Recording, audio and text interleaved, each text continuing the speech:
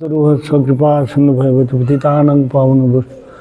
আমরা এখন কি শ্রবণ করছি না, দীক্ষার প্রয়োজনীয়তা কী, দীক্ষা কেন নেব? মানুষ তো সাধারণ মানুষ আছে, দীক্ষা কী দরকার? এমনি ভজন করলে হয় না? একাদশী না করলে কি হবে না? কানে অনেকে বলে কানে পয়সা না দিলে কি পেচ্ছাপ হয় না? এ সমস্ত হচ্ছে আনগুড়ি কথা। শাস্ত্রে যেটা নিয়ম আছে সেটা সবাইকে মানতে হবে। তুমি হরিভজন করো, সেটা ভগবান পাবে না। বিধি মেনে করো, তখন ভগবান তার চরণে যাবে। একটা স্কুলে একটা সিস্টেম আছে, দ্বারকাতে একটা বিশেষ সিস্টেম আছে, তবে তোমাকে মানুষ একটা ইউনিফর্ম আছে। সেরকম শাস্ত্রেরও একটা বিধান আছে, সেইভাবে চললে আমাদের মঙ্গল। তাহলে সেব্য বস্তু কেন? যত ভক্তির অধক্ষজে। শ্রীমদ্ ভাগবত অমল পুরাণ প্রথম স্কন্ধে 2য় অধ্যায়ের 6 নম্বর শ্লোকিতে বললেন, সবই পুংসাং পরধর্ম। যত ভক্তির অধক্ষজে, মানুষ মাত্রকে অধক্ষ ভগবানের তো বিষ্ণু ভক্তি করতে বলেছেন, আর ভক্তিটা অন্য কোথাও চলবে না। যেখানে সেখানে ভক্তি শব্দ করলে সেটা মিসইউজ, প্রসিডিওর রং বলে দিলেন। তো সেই জন্য আমাদেরকে অধক্ষ ভগবান হচ্ছে তিনি সেব্য বস্তু, সেবক হচ্ছে সাধক সাধিকা। সেব্য, সেবক, সেবা, যে সেবা করছে, এই তিনটা থাকবে। সেবক, সেবা, সেব্য। আরাধ্য, আরাধক, আরাধনা। জ্ঞান, জ্ঞাতা, জ্ঞেয়। উপাস্য, উপাসক, উপাসনা। ভক্তি, ভক্ত, ভগবান। সম্বন্ধ, অভিধেয়, প্রয়োজন।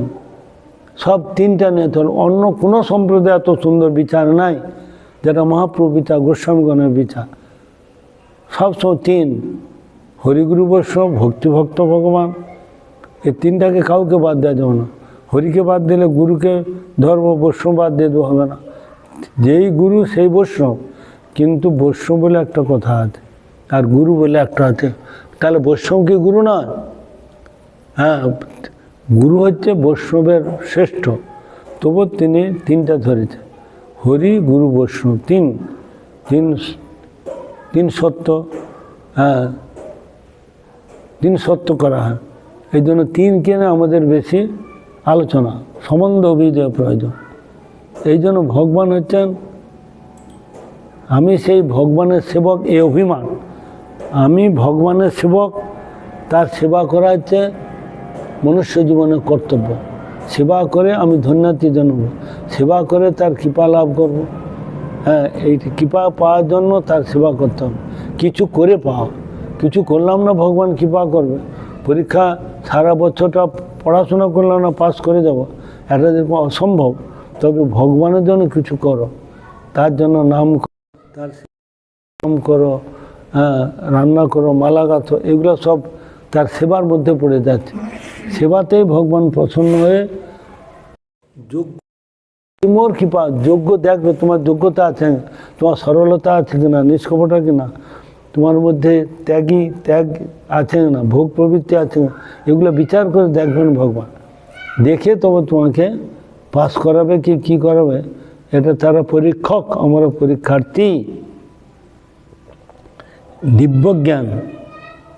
তাহলে ভগবানের সেবা ছাড়া অন্য কোনো কীর্তনাই হতে পারে না। এইটা আমাদের ধর্ম, এইটা আমাদের কর্ম। ছাড়িয়া বৈষ্ণব সেবা নিস্তার পেয়েছে। বৈষ্ণব সেবা, নাম সংকীর্তন 2 করো, শীঘ্র পাবে শ্রীকৃষ্ণ চরণ। এই দিব্যজ্ঞান বা প্রকৃত দীক্ষা তাকে বলে। এই জ্ঞানের অভাব যেখানে, সেখানে হচ্ছে কি অজ্ঞানতা। মানে অজ্ঞানতা মানে দীক্ষা তার হয় নাই, তার যোগ্যতা হয় নাই, এই জন্য দূরে দূরে থাকবে। সে কোনোদিন ভগবানের সামনে আসতে পারবে না। ভগবানের সেবা করতে হয়, যে সেবা করে জগৎ লোক, ওটা কি হয়, ওটা ছেলে খেলা হয়। ছেলেরা যেরকম মাটির ধুলানে খেলাধুলা করছে, মা ডাকলো, পা দিয়ে ছুঁড়ে ফেলে দিয়ে চলে গেল। যারা বিবাহিত হয় নাই, তার সন্তান যেমন অবৈধ, সেরকম যার সম্বন্ধ জ্ঞান হয়নি, তার সেবাটা ভগবান গ্রহণ করবেন। এই জন্য সম্বন্ধে নিতে বলছে। সম্বন্ধ লইয়া ভজে তারে কৃষ্ণ নাহি তজে, আর সব মরে কারণ, আর সব মরে যাবে। এই জন্য সম্বন্ধ জ্ঞানের প্রয়োজনীয়তা আছে। সম্বন্ধ জ্ঞানকে গুরুদেবকে এই জন্য সম্বন্ধ জ্ঞান প্রদাতা বলা। গুরুদেব ভগবানের সঙ্গে জীবের সম্বন্ধ করে ঘটকালি তিনি করে দিয়ে শুধু শেষ না, যতক্ষণ না পর্যন্ত গোবিন্দের পাদ পর্যন্ত সেই জীবটাকে পৌঁছাতে পারছে ততক্ষণ তিনি বারবার এর সংসারে আসবেন এবং শেষ পর্যন্ত তিনিই থাকবেন। মধ্যস্থ কী করে না, ছেলে মেয়েদের যোগাযোগ করে বিবাহ হয়ে গেলেই তার পাওনাটা নিয়ে চলে যাবে। কিন্তু গুরুদেব তা না, গুরুদেব হচ্ছে তিনি গোবিন্দের কাছে প্রতিজ্ঞা করেছে যে তার দায়িত্ব তিনি নেবেন। তোমরা ভজন করো, তোমার দায়িত্ব আমার। এত বড় কথা যোগ্য ব্যক্তি ছাড়া, মানে কী বলে, মহাজন ছাড়া অন্য কেউ এইসব কথা বলতো, যার সমর্থ আছে সবাই কথা বলতে পারবে না, যদি বলে সেটা ভুল বলে। এই জন্য সদ্গুরু এই জন্য দেখে করতে হবে। গুরু যার ঠিক আছে সে বৈকুণ্ঠেতে পেরে যাবে, যার মাঝি ঠিক আছে নৌকাটা ওপারেতে যাবে, যে মাঝি ঠিক না মাঝখানেতে ডুবিয়ে যাবে। যে ঘরটার মধ্যে মশলা ঠিক সিমেন্ট দেয়নি, কাদা দিয়ে গেছে দিচ্ছে, এই করে দিচ্ছে, সে কিছুদিনের মধ্যে পড়ে যাবে। তো এখানে সদ্গুরু যদি হয় সে ঠিক ওপারে নৌকাটাকে নিয়ে যাবে। এই জন্য আগে গুরুটাকে ঠিক রাখতে হবে, সম্প্রদায়ভুক্ত হওয়া চাই এবং ত্যাগী গুরু, বৈষ্ণব গুরু এবং ভগবানের আপনজন যেন হতে হয়। হ্যাঁ, আজকালকার 99% নিজেরা গুরুগিরি করছে, 99% গুরুগিরি করছে। এই জন্য কৃষ্ণ হইতে চতুর্মুখ হন কৃষ্ণ, ওইখান থেকে কৃপাটা আসে। এখান থেকে যখনই সে নিজে গুরু হয়ে যাচ্ছে তখন ওই কৃপাটা থেকে বঞ্চিত হচ্ছে। এটা হচ্ছে কী বলে পরম্পরা, সিদ্ধ প্রণালী। এই প্রণালীটা হচ্ছে সিদ্ধ প্রণালী, আমাদের পরম্পরা না যে তার গুরু তার গুরু তার গুরু, এরকম আমাদের নয়। এটা অপসম্প্রদায় এরকম হয়, তারপর একটা ব্লাড কানেকশন। কিন্তু আমাদের সেটা না, আমাদের দেখবে তিনি মহাভাগবত কিনা, সিদ্ধ ব্যক্তি কিনা, এগুলো দেখে গুরু হয়। যার জন্য ভক্তিবিনোদ ঠাকুর তার গুরুদেবকে ত্যাগ করেন। শাস্ত্রে বলা আছে গুরুব বহব সন্তি শিষ্যবিদ্যা পাহারকা, দুর্লভ সদ্গুরুদেবী শিষ্য সন্তা পাহারকা। হ্যাঁ, কি বললাম, গুরুরূপ বলিতস্য কার্যকার্য অজানত উৎপত প্রতিপন্নস্য পরিত্যাগ বিরিয়তে। তাহলে অবশ্য মুখদকীর্ণং পুতং হরিকথামৃতং শ্রবণং নৈব কর্তব্যম সর্বচিষ্ট যথাপয়। এই সমস্ত গুরু সম্বন্ধে বলা আছে। তাহলে গুরুরূপ বলিতস্য কার্যকার্য অজানত উৎপত প্রতিপন্নস্য পরিত্যাগ বিরিয়তে। যে উৎপটাং, যে শাস্ত্রের সঙ্গে মিল নাই, গোস্বামীগণের সঙ্গে মিল নাই, ওই গুরুকে পরিত্যাগ করার কথা বলা। এই জন্য গুরু ত্যাগ করা যায়। গুরু ত্যাগ করেছিল কে না, বলি মহারাজ শুক্রাচার্যকে ত্যাগ করলেন ভগবানের সেবায় বাধা দেওয়ার জন্য। বলে এরকম গুরু আমার দরকার নেই। এই জন্য সদ্গুরু যখন পাওয়া গেল না তখন গুরু ত্যাগ করে আবার নতুন গুরু করতে হয়। আমি গুরু করে ফেলেছি তখন বুঝতে পারিনি, পরে যখন জানলো স্বাস্থ্যের সঙ্গে মিল নাই বা উটপাটাং কিছু করছে, হ্যাঁ, তখন তাকে ত্যাগ করে নিলে কোনো দোষ নাই। এইটা ভালো করে বুঝতে হবে।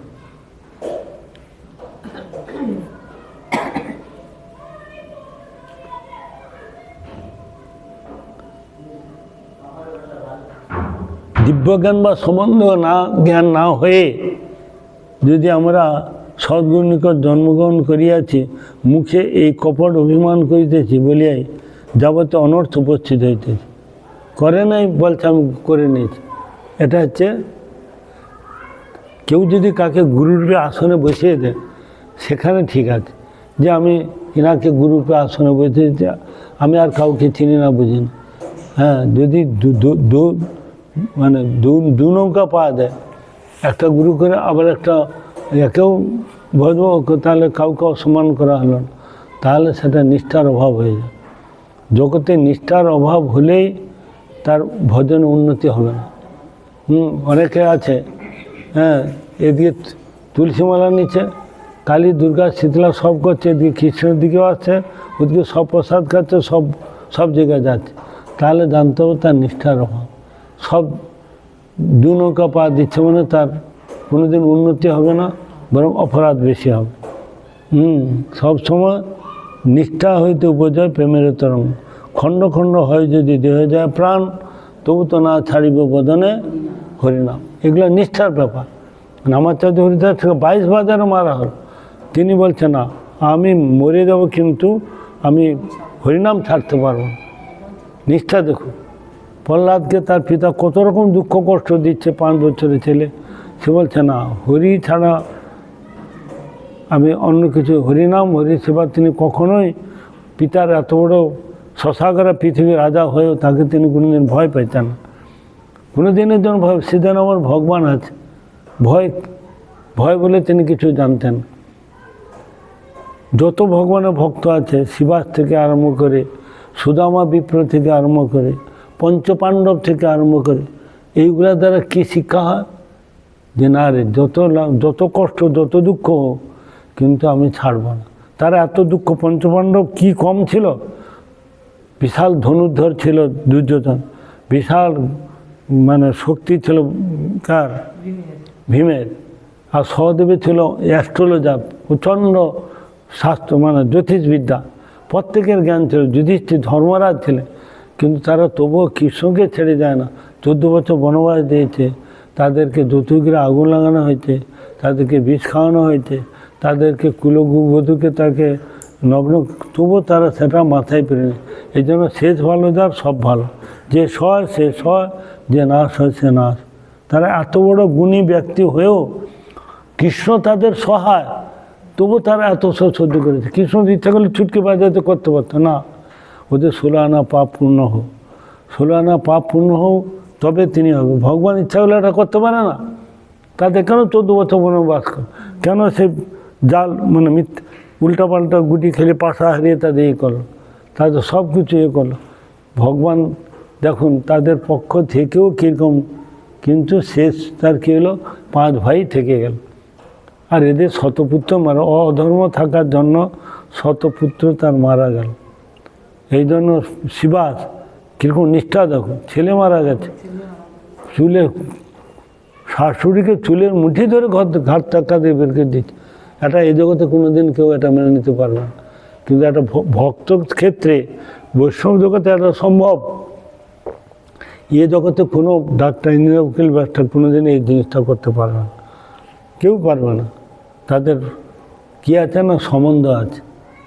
তাদের সম্বন্ধ থাকার জন্যে তারা পারে না। তারা একমাত্র সম্বন্ধ করেছে কৃষ্ণকে, যার জন্য কৃষ্ণের জন্য ছেলে মেয়ে পুত্র পরিবার আত্মস্বজন সবকে ত্যাগ করতে পারে। গোপীরা স্বামীকে ছেড়ে দে, ছেলে মেয়ে ছেড়ে দে, কৃষ্ণ যখনই বংশী বাজায় সে চলে যাচ্ছে, দিনের পর দিন চলে যাচ্ছে। এরা ভাবলো কি এই গেল আর এই এলো। ভগবানের যোগমের দ্বারা এমন করেছে, এক ব্রহ্মরাত্রি রাজ করলো। ভগবান বলেছে সূর্যকে খবর দেওয়া উঠবে না, সেই রাত হয়ে যাচ্ছে। এক ব্রহ্মরাত্রি মানে প্রচুর। আর তার স্বামী বলল এই গেছলো আর এই এলো, এই ঘাটে গেছে, এই আসছে, এই গেছে, এই কখনো ভগবান তাদেরকে বুদ্ধি দিবে না যে এই 10 ঘন্টা পর কাটি এসেছে।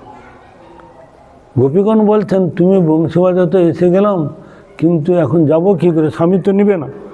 কৃষ্ণ কী বলছে, আমি বলছি তোমাদের স্বামী নিবে, তুমি যাও, কেউ কিছু বলবে না, স্বামী আদরে গ্রহণ করো। কৃষ্ণ এমন তার জ্যোতি মানে কি মোহিনী মোহন লীলা, তাদেরকে বুঝতেই দিল না যে তোমার স্ত্রী এত সময় ঘুরে গেল। এইটা হচ্ছে ভগবানের ভগবত্ব, করতুম অকর্তুম অন্যথা করতুম সয়েব ঈশ্বর। এটা ভগবানের ক্ষেত্রে সবটাই সম্ভব। এই জন্য রাধারানী কি বলছেন, কৃষ্ণের সঙ্গে মেলামেশা করে বলে সবাই তাকে নিন্দা করে। তদন্তু বান্ধবা সর্বা, বন্ধুবান্ধব ত্যাগ করে করুক, নিন্দেন্তু গুরুবও জানো, গুরুজন নিন্দা করতে দাও। তথাপি পরমানন্দম গোবিন্দং মম জীবন, গোবিন্দ আমার জীবনের জীবন, আমি তাকে কোনো দিন ত্যাগ করতে পারবো না। একই বলে নিষ্ঠা। সঙ্গে রাধারানী বলছে অন্যের কার কথা, আমরা অন্য কার উদাহরণ দেবো, এরপর আর কোনো উদাহরণই চলে না। তবু আমাদের নিষ্ঠার অভাব। আমার মেয়ে আছে, আমার ছেলে আছে, আমার স্বামী আছে, আত্মীয় স্বজন আছে, এইটাই বড় আমাদের এইটাই বড়। কিন্তু ভগবান বড় হলো না, গুরু বৈষ্ণব বড় হলো না, তার সেবাটা বড় হলো না, হরিকথাটা বড় হলো, এটা কোনো জন্মে হবে কিনা সন্দেহ। এইটা যেদিন হবে তখন জানবে যে তোমার ভজন আরম্ভ হচ্ছে, সেদিন থেকে জানা হবে যে তোমার ভজন আরম্ভ হচ্ছে। এই জন্য বলছে খান্তির অভ্যর্থ কাল উত্তম বিরক্তি মানব সন্ন্যত, ক্ষণকাল সে তখন আর ইয়ে দেবে না। এই মঠ মন্দির গোপীগণ সবসময় কৃষ্ণের বাড়িতে পড়েছিল, কৃষ্ণ কখন আসবে, কী তাকে যে একটু স্নান করাতে হবে তার বাড়িতে, শুধু দেখার জন্য, একটু সেবা পাওয়ার জন্য। তারা ঘরটাকে স্বামীকে আসামি হিসাবে তাকে মলবৎ ত্যাগ করে দিয়ে সব কিছু, ছেলে মেয়ে পুত্র পরিবার সবসময় কৃষ্ণের জন্য পরিচয়। কেন? তিনি আত্মার আত্মা। যখন কৃষ্ণ ব্রহ্মময় লীলাতে, যখন ব্রহ্মা সব কিছু হরণ করে রেখে দিল, তখন তিনি গরু ছাগল ভেড়া রাখাল বল একাই এতগুলো রূপ হয়ে গেল। তখন যারা বাড়িতে আসছে তখন আর গোপীগণ কৃষ্ণ বাড়িতে আসছে না। কেন না? তাকে দেখেই, তার সেবা করেই কৃষ্ণের সুখটা পেয়ে যাচ্ছে। তারা তো কৃষ্ণ তো, কিন্তু তারা কি জানে এরা কৃষ্ণ? কিন্তু আত্মা সবসময় পরমাত্মার সেবা করতে চায়। তখন তাদের ছেলে কি মেয়ে কি, তখন ব্রজে একটা নিয়ম ছিল যে কৃষ্ণর সঙ্গে মেয়েদের বিয়ে দিয়ে দিতে হবে। তো ওই সময় যত মেয়েরা ছিল ব্রজে, সব ওই কৃষ্ণ তো রূপে আছে, সে তার ছেলেমেয়েরা তার সঙ্গে বিয়ে দিয়েছিল। কৃষ্ণই তো হয়েছে। যত গরু, তখন সে বড় বাচ্চাকে বাদ দিয়ে, বড়গুলাকে বাদ দিয়ে ছোটোগুলাকে দুধ দিচ্ছে, তার বাচ্চাকে দুধ দিচ্ছে না। কেন না? তখন সে কৃষ্ণ ওই যে রূপে এসেছে, কৃষ্ণ যে গাভী হয়ে এসেছে, কৃষ্ণ যে সখা হিসাবে, কৃষ্ণ তো সবটা সেইটা হয়েছে। যার জন্য এগুলো বলদেব প্রভু বুঝতে পারে না, মায়া ধরেছে বলে এটা কী করে সম্ভব। সেদিন বলদেব যায়নি, যেদিন এই ঘটনা ঘটে বলদেব সেদিন যায়নি। যার জন্য কৃষ্ণ যে এত রূপ হয়েছে, বলদেব প্রভু যায়নি যে এটা কি করে হচ্ছে, শাস্ত্র বর্ণনা করে বলে আমাকে কে মায়া ধরে। অদ্বৈত আচার্য বলছেন তার টোলেতে বিশ্বরূপ পড়াশোনার জন্য গেছে, মহাপ্রভু ছোটো অবস্থায়, একদম ছোট, মা তোমাকে খাওয়ার জন্য ডেকেছে, হাত ধরে টানতে। অদ্বৈত তার দিকে তাকিয়ে, সেই যে তাকিয়ে থাকলো, সে চলে যাচ্ছে, যতক্ষণ আড়াল হচ্ছে ততক্ষণ পর্যন্ত পুরো সব কিছু ভুলে যাচ্ছে, পড়ানো সব ভুলে। এ কী হলো, আমাকে কে মায়া ধরবে, আমাকে তো ভগবানের মায়া ছাড়া আমাকে ধরবে না। এটা অদ্বৈত জানতো যে এ নিশ্চয়ই সেই আমার প্রভু, আমার প্রভু ছাড়া সেও ভগবান, বিশ্বরূপ কম অংশ না, কিন্তু মহাপ্রভুর জন্য তিনি তখন থেকে পাগল হয়ে, যত যেদিন ডাকতে আসতো ও যতক্ষণ না যাচ্ছে শুধু ওদিকে তাকিয়ে থাকতো, সব অজ্ঞান হয়ে পাথর মতো হয়ে যেত। হ্যাঁ, এই ভগবান, এই যে ভগবত। কিন্তু আমরা গুরুর সঙ্গে দেখেছি, চিনতে পারলাম গুরুদেব যে ভগবানের প্রতিনিধি, তিনি যে প্রভুপাদের জন, তিনি যে মহাপ্রভুর জন, তখন থাকতে থাকতে আমরা তার মূল্য বুঝতে পারি না। তখন এই হাউতাসটা হয় না। এখন আমরা বুঝতে পারছি যে তিনি কে ছিল। লোকটা মরে গেলে কিনা তার অভাবটা বোঝা যায়, থাকতে থাকতে বোঝা যায়। তার যে এইসব লীলা কথা যে আমাদের স্মরণ কাছে বেরিয়েছে, হ্যাঁ, এই সমস্ত কথা শুনলে আরে আমাদের কি একটা মহৎ ব্যক্তিকে হারিয়ে ফেলেছে। গুরুদেবকে বলছেন, আমি একদিন গুরুদেবকে বলছি, গুরুদেব আপনাকে তো আমরা চিনতে পারলাম না। বলে তুই কি চিনবি? আমার গুরু ভাইরা আমাকে ভুল বুঝে, আমার গুরু ভাইরা আমাকে ভুল বুঝে। হ্যাঁ, আমার গুরু ভাইরা আমাকে চিনতে ভুল করলো। কত বড় কথা বলছে। আমরা তখন সত্যি এরকম স্নেহ প্রীতি ভালোবাসা, এরকম কোনো পিতামাতা অন্য জীবনে কেউ করবে না, কেউ করবে না। এখন ওই জগৎ থেকে তিনি কৃপা করুন, আমরা তার অবুঝ সন্তান, তাকে ভুলে গিয়ে আমরা এখন হাউতাস করছি। এখন আর দ্বিতীয় ব্যক্তি নাই যে এই প্রশ্নটা উত্তর কে দেবে। একটা যদি শ্লোকের যে তন্নাম রূপচরিতাদি সুকীর্তনানো স্মৃত কমন মনসে নিযুজ্য তিষ্ঠন বজে তদনুরাগী জনানুগামী কালং নয়িত খিলং মৃত্যু পদেশ সারম। যত প্রকার উপদেশ দিচ্ছে তার সার উপদেশ, রূপক স্বামীপাদ 11টা উপদেশের মধ্যে এটা হচ্ছে 7 নম্বর উপদেশ। তিনি কেন এ কথাটা বললেন? এটা কার কাছে গেলে সে কে বলে দেবে? এখন কেউ নাই যে তুমি কিছু লেগে গেলে যে বলে দিবে বা এ করে দেবে। আমাকে একটা শোভন মহারাজের শিষ্যা সুভাষ গ্রামে থাকে, আজকে ফোন করেছে, প্রভু আমি একটা মনে করতে পারছি না, দেহি তব পাদ পল্লব মুদার। হ্যাঁ, এইটা আপনি বলতে পারবেন। আমি বলি হঠাৎ এই আজকে ফোন করছে না। আমি স্মর গরল খণ্ডনম মম শিরসি মন্ডনম। হ্যাঁ, এইটা হচ্ছে প্রথম লাইন। তার দ্বিতীয় লাইন হচ্ছে দেহি তো পাদ পল্লব মুদারম। কৃষ্ণ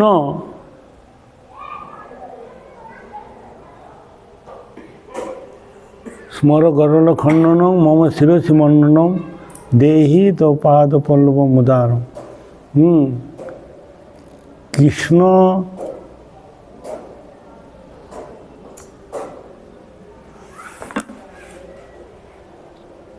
একটা গীত গোবিন্দের শ্লোক আর কি, হ্যাঁ, কবি জয়দেবের। তিনি এইটা লিখেছেন।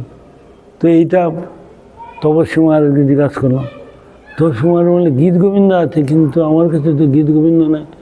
আমি যতটা বললাম, মহারাজ বলতে ওইটুকু আমার জানা আছে।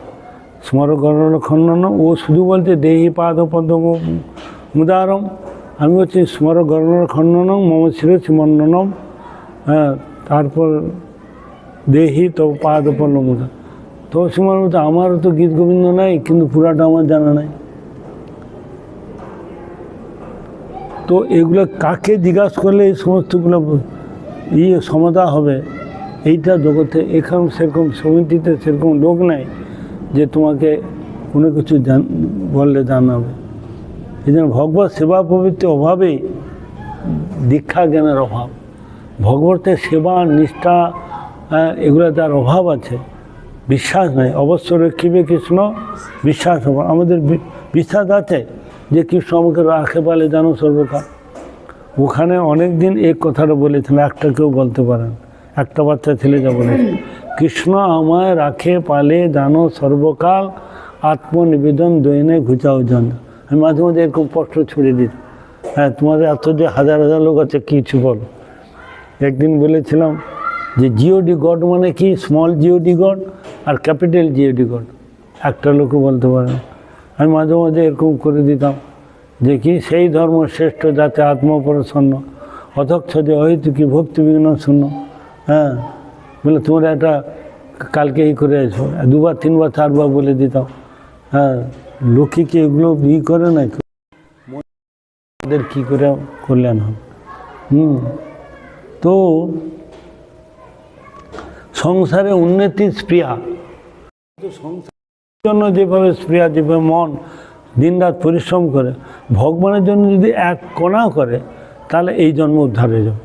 স্বল্পম অল্পস্ব ধর্মস্ব ত্রায়তে ভয়তমা। অল্প যদি যাজন করে ভক্তির সহিত সদার সহিত যত্নের সহিত, তাহলে এক জন্ম উদ্ধার। আমাদের শ্রদ্ধা নেই, ভক্তি নেই, কর্ম নেই, জ্ঞান নেই, যোগ নেই, ভক্তি নেই, শ্রদ্ধা নেই, কী দিয়ে আমরা তাকে করবো? যার জন্য আমাদের ভজনের আত্মবল অভাব। সেই ধর্ম শ্রেষ্ঠ যাতে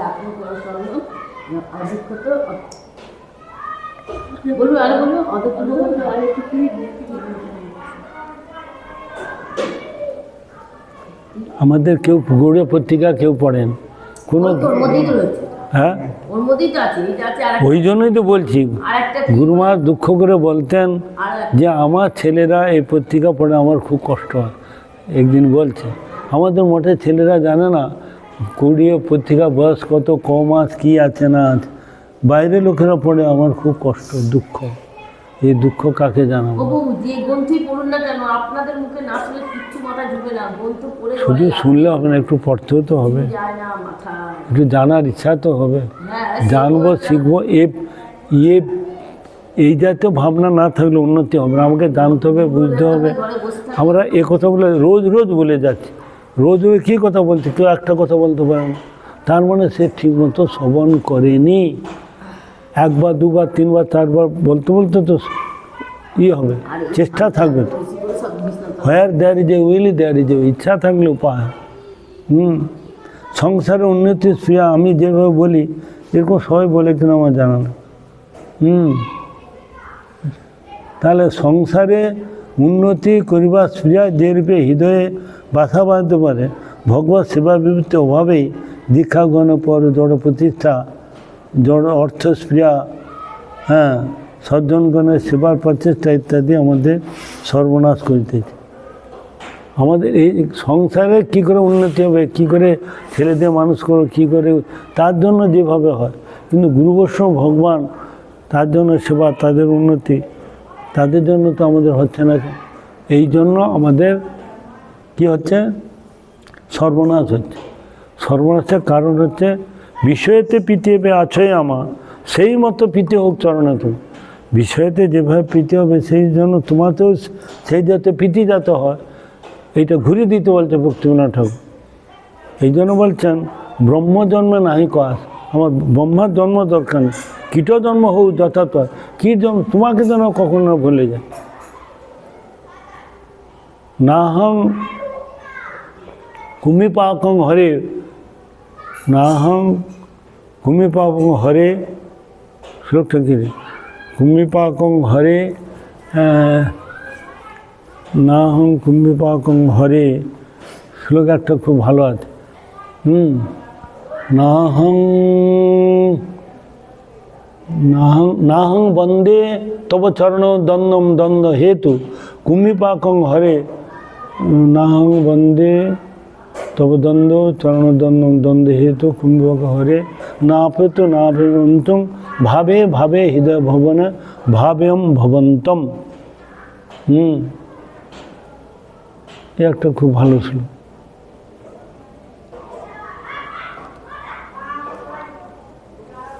আমাদের বলি গর্ধবে নাকে দড়ি দিয়া ভবচক্রে ঘুরপাক খাইতেছে। বলদকে নাকে দড়ি দিয়ে ওইখানে সে ঘুরবে, তাকে ছেড়ে দিল ওইখানে ঘুরবে। আমাদের বলদের এই বলি বলদের নেয় আমরা এই ভবচক্রে জন্ম মারার মধ্যে আমরা ঘুরপাক খাচ্ছি। যে এখান থেকে বেরিয়ে আর একটা যে জগৎ আছে, জগতের লোক জানে না। যত ডাক্তার ইঞ্জিনিয়ার উকিল জগতের লোক যা খাওয়া দাওয়া মস্তি করে সংসার থেকে চলে যায়। পিতামাতা এরকম করে গেছে, বংশ পরম্পরা করছে। এরপরে যে আর একটা জগৎ আছে, হরিভজন হরিনাম, ভগবানের ধামে যেতে হবে, তুলসী সেবা করতে হবে, একাদশী ব্রত করতে হবে, এগুলো করতে হবে। জগতের লোক কটা লোক জানে বলতে? সবাই তো পড়াশোনা করেছে, সবাই শিক্ষিত সমাজ, কেন তারা ওখান থেকে বেরিয়ে আসতে পারে না? তারা যেই ট্রেডিশানকে চলছে, তার পিতামাতা ওইরকম শিক্ষা দিয়েছে, বিয়ে কর, সংসার কর, চুটিয়ে সংসার কর, খা, এইটা সব সংসারে চলে আসে। বিয়ে কর, ছেলে মেয়েকে বলে বিয়ে কর, ভালো করে সংসার কর, আয় কর, ভালো করে খাইতে। তাদের কখনো বলেনি যে তুই হরিনাম কর, একাদশী কর, ভজন কর, বিয়ে টিয়ে করতে হবে না। কোনো সংসারে বলে? কোনো দিন বলবেন? তাদের রক্তের মধ্যে তো নেই। নিজে যদি না জানে তা ছেলে মেয়েকে কী করে মানুষ করে?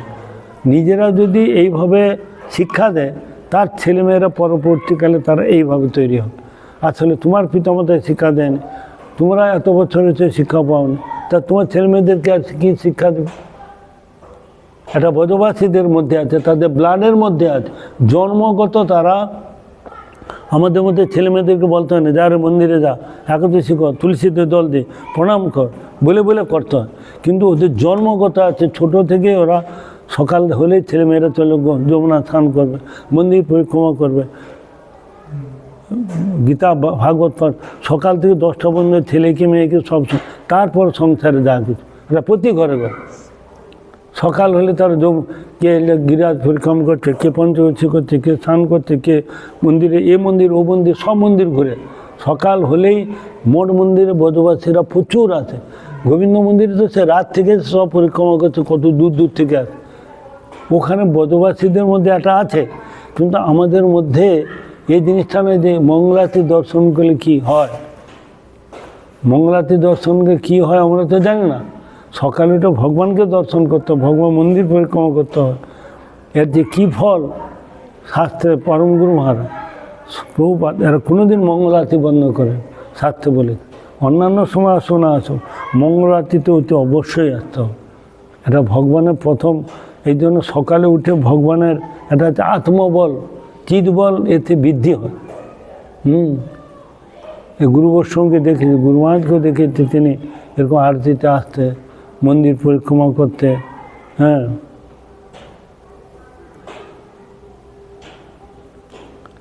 ভাগ্যক্রমে সেবার সুযোগ পাইয়াও অধনে যতন করিয়া গিয়া আমরা হেলা হারা। ভাগ্যক্রমে পশ্চিমবাংলা জন্ম, গুরু মহারাজদের এই মঠ মন্দির আছে, এত সুযোগ আমরা পাচ্ছি। যারা ওই যে গোসভার দিকে জন্ম বলে প্রভু হরিকথা কি, যা দীক্ষা নিয়ে চলেছে এখানে হরিকথা নেই, সকাল হলে খাওয়া দাওয়া, সারাদিন কাজ করে শুয়ে পড়ে, শুধু নিরামিষ খাইছে, সাধারণ ভোজন একটা কিছু। 40 বছর হইতে সংসার দাবানোর মুখস্থ নাই, কার লেখা বলতে পারে না। আমি বাইরে গেলে এইগুলো বলে তুমি এলে জিজ্ঞাসা করো, আর তো কেউ জিজ্ঞাসা করো না। একটা লোকও বলবে না তুমি কী করছো, কোনো গুরু ভাই গুরু বোনকে।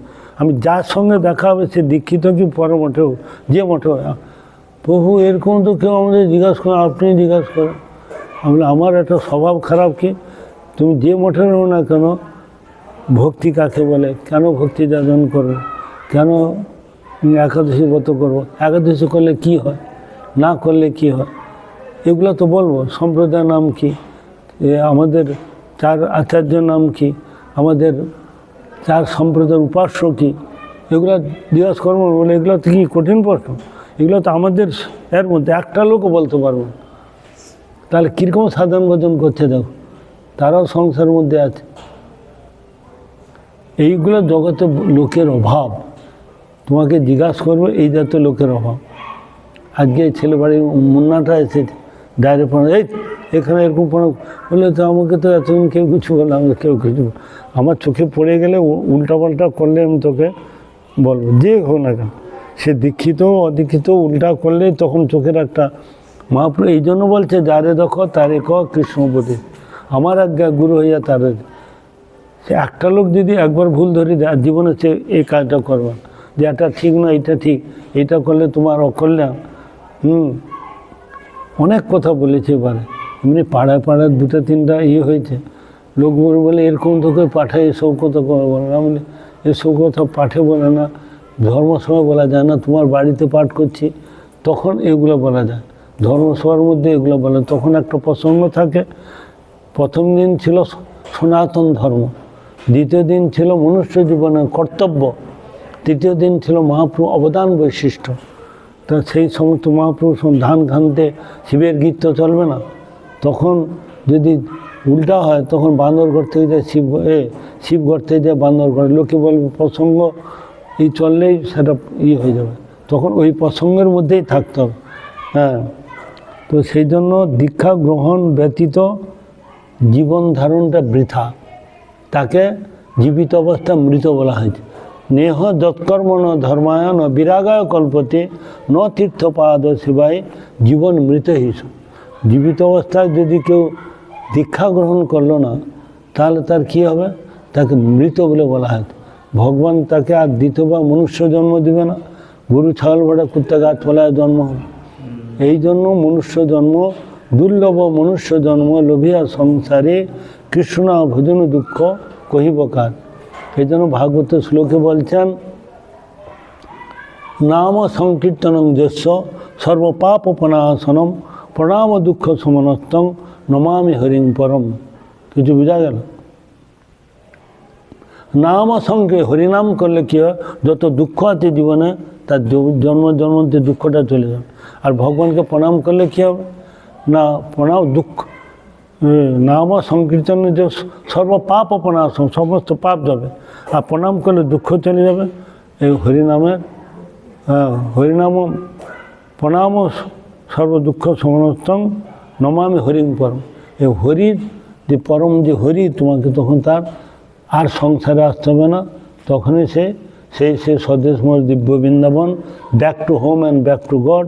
মানে ভগবানের সন্তান, ভগবানকে ভুলে গিয়ে যে আমার করছি, তখন আর মাতৃগর্ভে আসতে হবে না, মাতৃস্তন পান করতে হবে না, এইটাকে বন্ধ করতে হবে। মাতৃস্তন পান করাটা যেমন মাতৃগর্ভে এলেই তাকে স্তন পান করতে হবে, যদি মাতৃগর্ভে না আসে, নিত্য যে আনুগত্যময় যে সেবা, সে ভগবানের ধামে, সেখানে এই সেবাটা লাভ করতে পারবে। তখন আর শুধু নিত্যানাং চেতন হচ্ছে, শুধু আনন্দেই আনন্দ। হ্যাঁ, বিষয়া বিনিবর্তন্তে নিরারস্য দেহেন রসবর্জম রসোপস্থ পরম দৃষ্টা নিবর্তন। তখন পরবস্তু তার এই সেবা, পরবস্তু হতে একমাত্র গোবিন্দ, তার নাম, তার সেবা, সেই সেবা নেই করবে। এই জন্য ব্রহ্মবর্ত পুরাণে লিখেছেন, বিষ্ণু মন্ত্র মন্ত্রোপাসক স এব বৈষ্ণব দ্বিজ।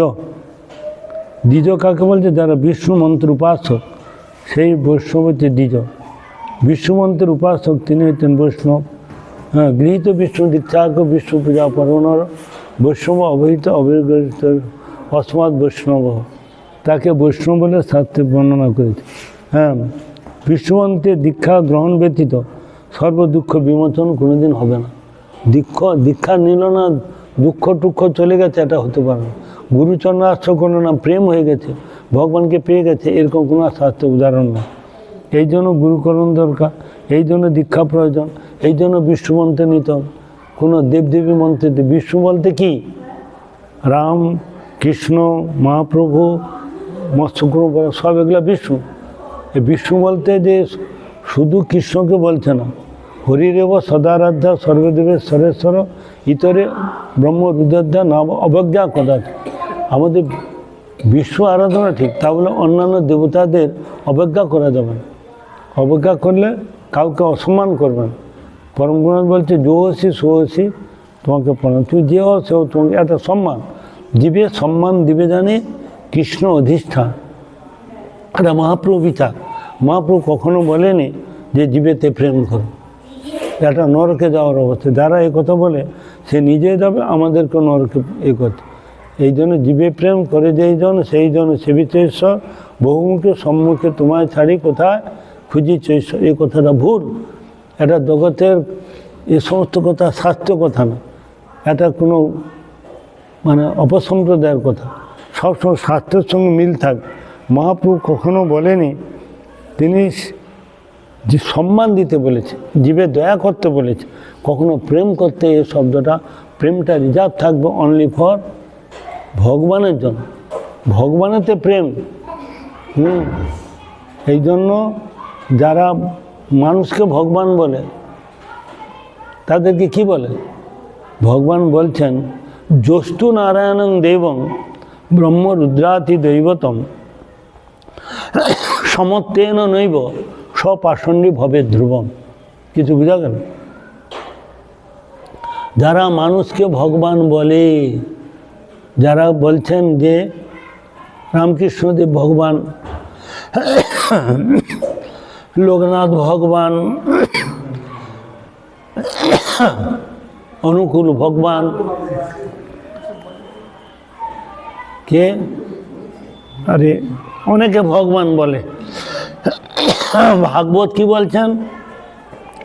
যস্তু নারায়ণং দেবং, নারায়ণের সঙ্গে ব্রহ্ম রুদ্রাতি দৈবতম, ব্রহ্ম রুদ্র শিব ইন্দ্র যত আছে এর সমান মনে করে স্বপাষণ্ডী ভবে ধ্রুবম, তাকে পাষণ্ডী বলে গালি দিয়েছে। শুধু মানুষ পাষণ্ডী, কত বড় গালি দিয়েছে। এই জগৎগুলো এই সমস্ত কথা শুনলে এই বন্ধ করো বন্ধ করো, তোমাকে আর বলতে হবে।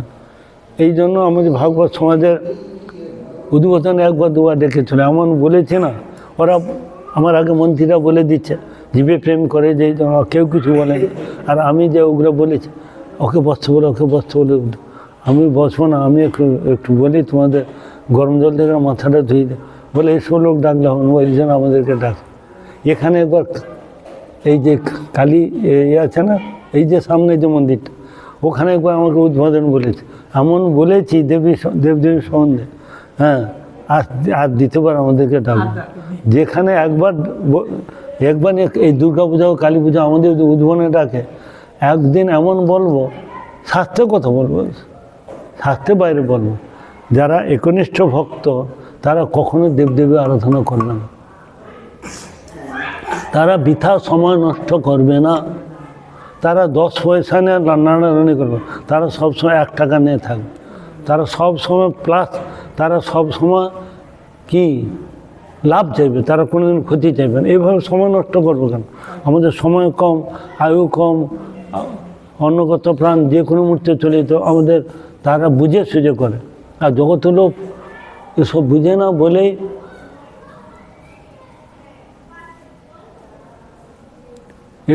না বলেই তারা এই সমস্ত বৃথা সময় নষ্ট করে। এই জন্য গোড়া পুহু না ভজিয়া ময়না, প্রেম ও রতন ধনে হেলায়, আমরা হেলায় হারে দিচ্ছি। আমরা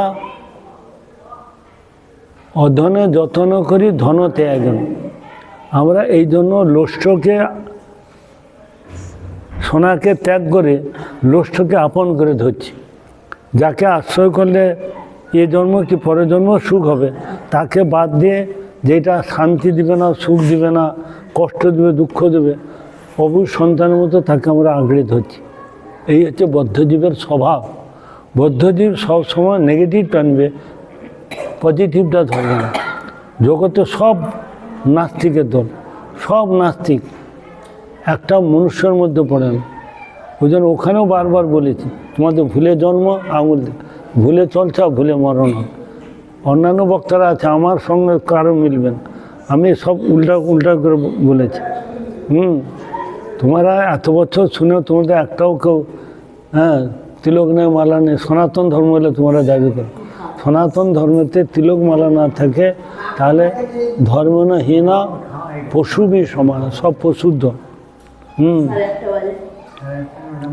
এই জন্য বলছেন দীক্ষা গ্রহণে একান্ত প্রয়োজনীয়তা আছে। বিষ্ণু জামাল গ্রন্থে একটা শ্লোক বলছেন, অদীক্ষিতস্য বা মরু কৃতং সর্বং নিরর্থকম পশুজনী বাপ্নতি দীক্ষা বিহরত জনঃ। কিরে শোনা যাচ্ছে?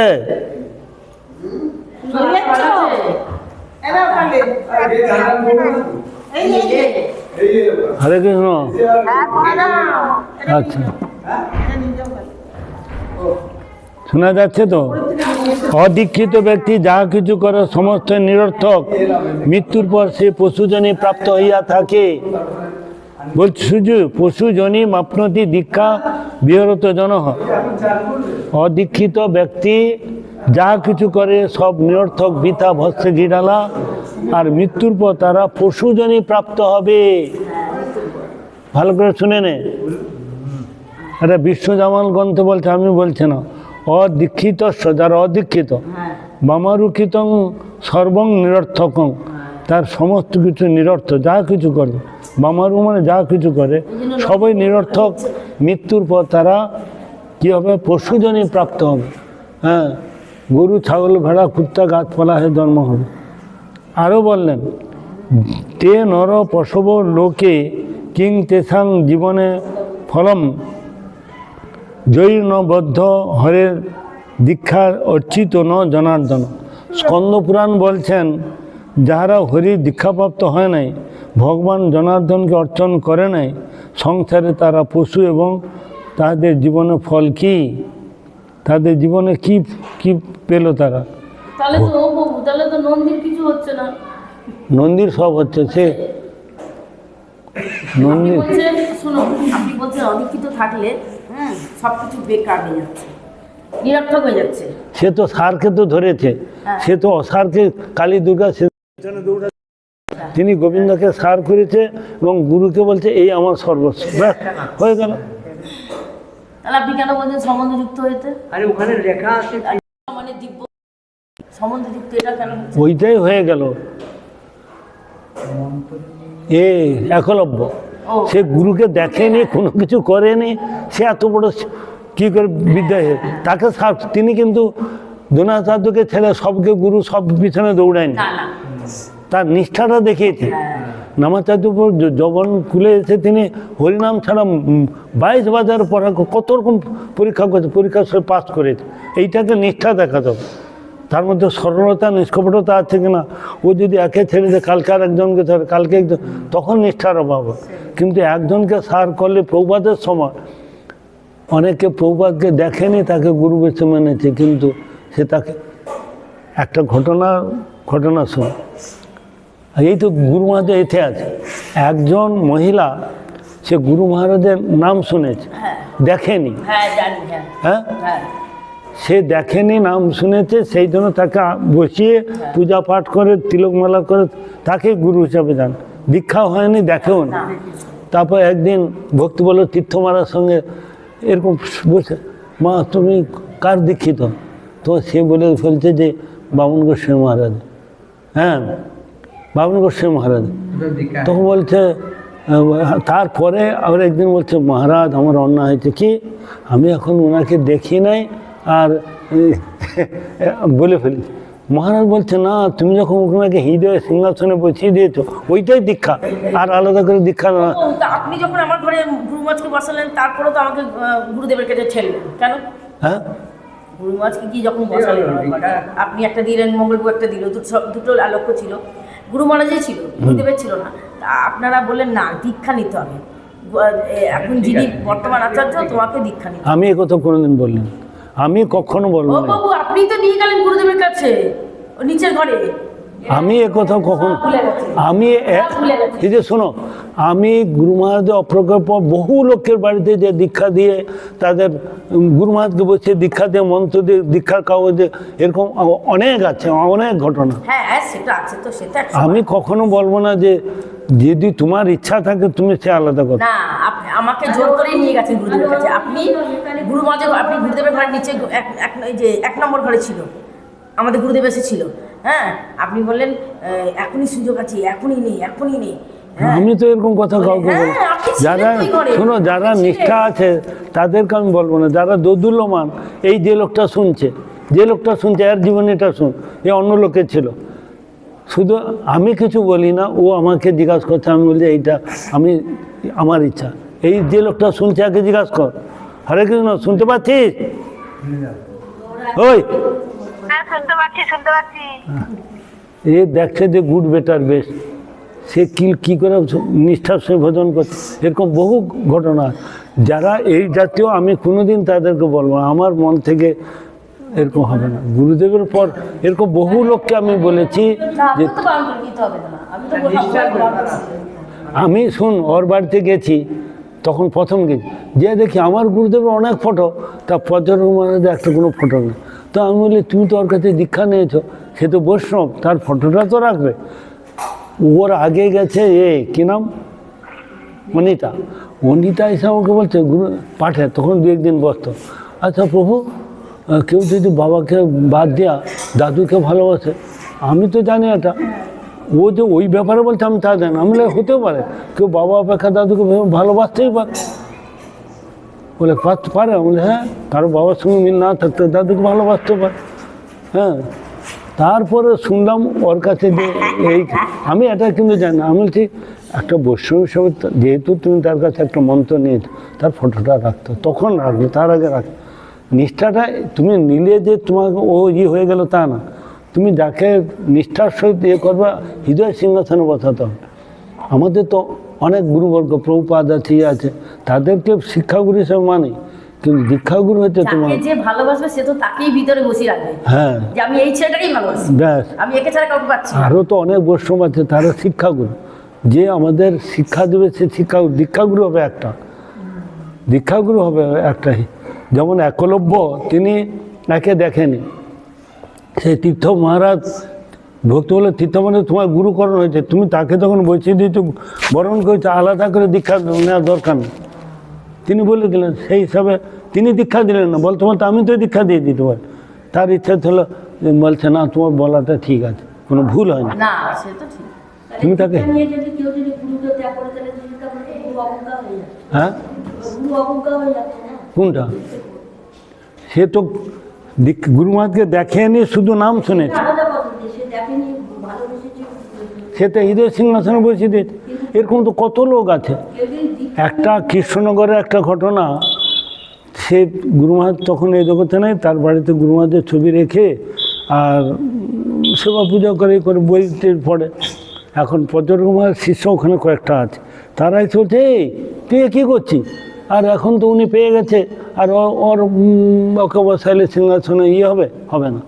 তখন সে একদিন খুব কান্নাকাটি করে, বলার পর আর কান্নাকাটি ভোগ দিচ্ছে, গুরুমা সাক্ষাৎ তার সামনে দাঁড়িয়ে গেছে। হ্যাঁ, দেখে দাঁড়িয়ে কে বলছে, তুই তো আমার মেয়ে, এই তো দিয়েছি তুমি খেয়েছি। বলে একটা সে মানে সন্ন্যাস বেশ নিয়ে দাঁড়িয়েছে, আমার সামনে দাঁড়িয়ে গেছে। সেই রূপ দেখে বলো, সে কী লম্বা ছাওড়া, এরকম এই যে সে কানন বলে যে মেয়েটা ছিল, চিনিস? গুরুমা ছাড়া কিছু। একদিন তার বাড়িতে গেছি, সে গুরুমা রাত্রে তাকে বলছে, সে লিখেছে, আমি খাতাটা দেখলাম, সব একই পুরো। বলে প্রভু এটা ঠিক আছে, আমি বলি এই তো দীক্ষা মন্ত্র সিরিয়ালে তুই কে কোথায় পেলি? বলে গুরুদেব এসে, আমি ওর বাড়িতে ভিক্ষায় যেতাম, গুরুদেব এসে বলছে বলে তুই কান্নাকাটি করছিস, তুই আমি বলছি তুই লে।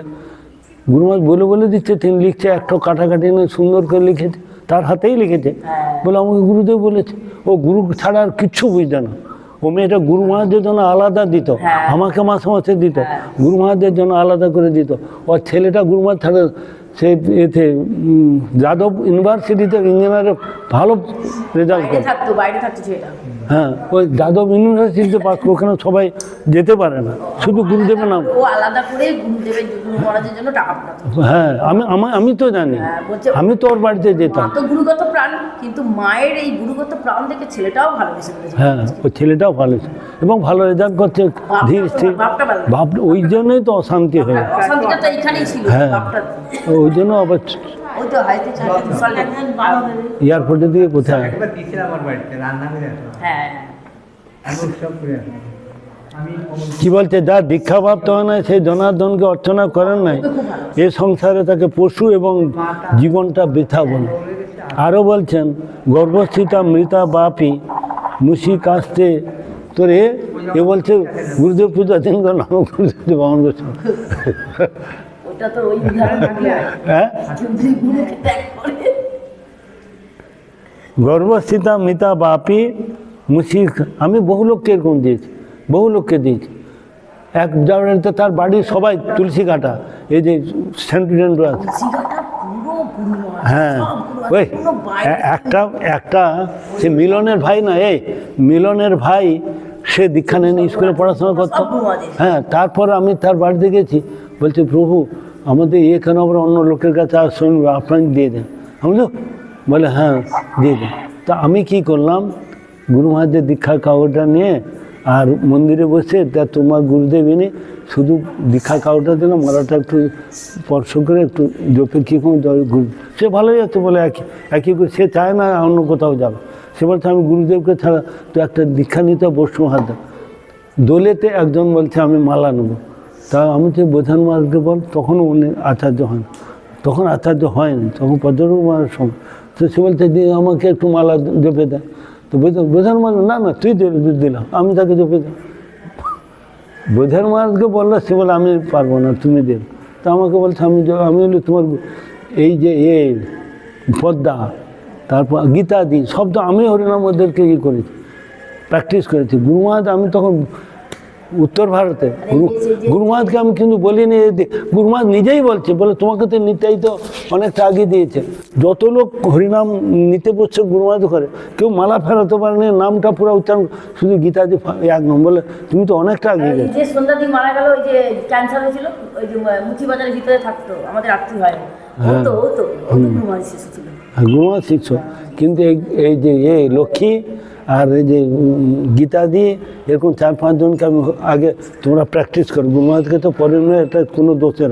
গুরু মহারাজ বলতে পারতো এটাকে কেন দিয়েছো, এটা সত্যরাজ আমাকে খেপাতো, এই তুই তো সবাইকে মালা দিচ্ছি, তুই গুরু হয়ে গেছি। আমি গুরু না, গুরুদেব হচ্ছে ও বামন গোস্বামী মহারাজ, আমি শুধু ওকে প্র্যাকটিস করতে দিচ্ছি। পরবর্তী গুরু মহারাজ খুব খুশি হয়েছে গীতাদির ব্যাপারে। গীতাদিকে যখন বলে নিতেই তো তোকে অনেকটা, আমি তো গুরু মহারাজকে কাউকে বলিনি, কেউ বলেনি। তাহলে গুরু মহারাজ একে বলে অন্তর্যামী, অনেকটা আগে সবাই মালা ফেরাতে হয় কি এই পারতো না। এই যে ও ঠাকুমা ফরসাটা, হ্যাঁ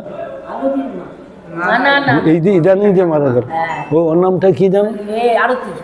আরতি,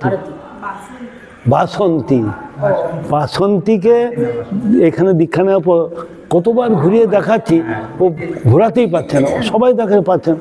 আমি বলি কি পড়াশোনা করেন আর কি হয়, হ্যাঁ রেগে গেছে। আমি ক্লাসে পেতাম, স্কলারশিপ পেতাম, সব থাকতে ভালো ছিলাম, আমার নামে তুমি এরকম কথা বল।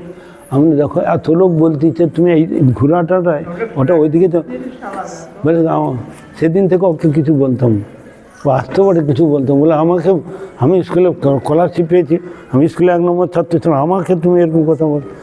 আমি দেখো একটা লোক বিরক্ত যখন হয়ে যায়, তাহলে তখন কি বলো, ও রেগে যায়, ওই একটা লোক যা রেগে যায়।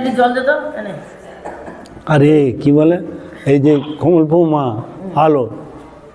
আলো বলে যা কিছু শিখেছি তোমার কাছে। আমি কেন, তোমার ছেলে তো তোমার বাড়িতে যে বলে ও কিছু শিখেন, এই ভাগবত চৈতন্য পড়াতো, বলে যা কিছু শিখেছি তোমার কাছে। ও তো সকাল দুপুর সন্ধ্যা, তো বিকালে করতাম, সকালে করতাম আর সন্ধ্যা করতাম। হ্যাঁ, আর কোনোদিন ঘুমাতে দেখিনি, যে ঝিমিয়ে পড়ে গেছে একদিনও দেখিনি। আর তিলক করতো না। তা আমি একদিন বক্তে লাস্টের দিকে তিলক করতো, আমার কথা খুব, উনি যখন অপ্রকট, তখন আমি ছিলাম এতে বাংলাদেশে। পরবর্তীকালে ফোন গেল যে এরকম মারা গেছে, বলে আমার কথা নাকি বলেছিল। ওই তো উনি অসুস্থ ছিল, তরুণ প্রভু ছিল, উনিও অসুস্থ ছিল, তরুণ প্রভু ভালো হয়ে গেল, আর দিদিটা মারা গেল, আলাদি মারা গেল। না, তখন আমি এখানে ছিলাম বাংলাদেশ, তখন বাংলাদেশে উনি তিলক লাস্টে দেখে তিলক করলাম। আমি গুরুমা না বলছে, আমি সেটা কবে প্রথম হতো তোমার স্বামী অশান্তিতে, স্বামীটাও তো পরে মারা গেল। তা আমি এখন তো তুমি যদি না করো জল তিলকে হয় না। পরে আবার আমার কথা শুনে তিলক করতো, লাস্টের দিকে তিলক। এই যে ছিল ওই যে ঘোষ, তপন ঘোষ, ও শালা বলছে, গুরুদেব বলছে তুমি না পড়ো, তোমার স্ত্রী দেখিয়ে দেবে, মানে রান্না করে দেবে। সেটা কত বছর, এত বছর হয়ে গেছে, তুমি নিজে করবে, বউ রান্না খাবে, তোমার দীক্ষা হয়েছে। খুব করে বলতাম, বলে এরকম গুরু পেয়ে গেছে, মানে আমি যদি আমাদের ঘোষ বংশ উদ্ধার হয়ে গেছে। আমি গুরু মহারাজ, তুমি একদম নতুন লোক, ছেলে পারো না, গুরু মহারাজ তুমি করবে, তোমার স্ত্রী দেখিয়ে দেবে, 2-4 দিন অতটা লবণ লাগবে, এতটা 2-4 দিন সে রান্না করে দেবে, তুমি খাবে, আর দীক্ষা হয়েছে। অনেকে এরকমই করে, ওকে গুরুমার বলছে তোমার প্রতিকূল অবস্থা, ঠিক আছে তুমি জল তিলক করো। সেটা কতদিন, সে মরা পর্যন্ত নাকি। প্রথম অনুকূলে ছিল না, ঠিক ছিল কিছুদিন, তারপরে তো করবে সারা জীবন। ওই এরকম বক্তে তারপর আমাকে বলে, প্রভু যা কিছু শিখেছি আপনার কাছেই শিখেছি, আর কেউ আমি ছেলে তো ওখানে পাঠ করে ও জানতাম, ও যেত। বলছে না এরকম করে কেউ একটা করে শিক্ষা। বাবু তো 10 বছর পর নিল দীক্ষাটা গুরুদেবের কাছে, সেই হরিনাম নিয়েছিল পাণ্ডবা একাদশীতে, আবার পাণ্ডবা একাদশীতে আমি 10 বছর, পুরো 10 বছর মুখে দিয়েছি দীক্ষা। হ্যাঁ, পরম করুণাময়, পরম আরাধ্য, চিৎবিলাস বাবা। আচ্ছা, আমি খারাপ কিছু বলছি বল? তাহলে তুমি হেসে হেসে বলছো কেন? সিরিয়াস বলো, হাসছো কেন? হাসছে না, উনার কোনো গুরুদেব এরকম করে লিখে দেয়, এই প্রথম দেখলাম। শিষ্যদের লিখে দেবে এত বিশাল করে, আর তার পরম গুরুদেব ওটা লিখবে না কেন? কি হয়েছে? উনি নামটা লেখা শিখিয়েছে, বলা শিখিয়েছে, কি হয়েছে? নিজের প্রণামটা লেখছে এত বড় করে, ওর দীক্ষা হয়তো লোকদের সামনে দেখাইছে, কিন্তু পরম গুরুদেব কেশব মহারাজ নিজের বলা চিৎবিলাস, পরমহংস চূড়ামণি, 108 যত বিলাস নিজে লিখে দিচ্ছে। কোনো গুরুদেব এরকম লিখে দেবে? আমার গুরুদেব এরকম লিখে দিত কাউকে?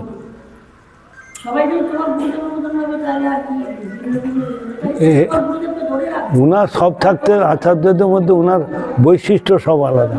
হ্যাঁ, ওনার বৈশিষ্ট্য আলাদা। তোমার গুরুদেব আমি বলবো না, ওটা আমি গুরু মহারাজ, ওটা আমার গীতাই তোমার গুরুদেব না, আমার গুরু। ওই সব চলবে না, জিনিসটা কোনো গুরুদেব বলে এ চরণাম তো আমি আছি, আমি কোনোদিন বলবো না। এরকম আমি কোনোদিন শুনিনি। আমি আছি 10টার দিকে, আমি ওই এতখানা নাম এ রে কি নাম, ওই তো খোলবাজার, হ্যাঁ হলধর, হলধর আছে, আমি আছি, 3 জন আছি। হলধর চরণামৃত খেয়েছে, হ্যাঁ গুরুদেব খেয়েছে। আরে ডাইরেক্ট খেতে হয়, ওটার দ্বারা কাজ হবে না। আমি অবাক হয়ে গেল, জল নিল আমার সামনে, সে জল নিল, পা দিয়ে ডুবে দিলে, হ্যাঁ এইটা খাবে। তুমি এটা রেকর্ড করতে পারো, রেকর্ড করো। না, আমি লোকের মুখে শুনেছি, হাতটা দূরে ছাড়া পা বাড়ি দেয়। আমি নিজের হাতে এটা শুনে সেদিন থেকে বলি, এ কি রে বাবা, এরকম তো কোনো। না, আমার ছিল খুব ইচ্ছা করে গুরু মহারাজ যে আমাদের গুরুদেবের পায়ের চরণের মধ্যে আমার নিজের মাথাটা দিতে। তোমার তখন লাইভ কোথায়? লাইভ হরে কৃষ্ণ, হরে কৃষ্ণ, কৃষ্ণ কৃষ্ণ হরে।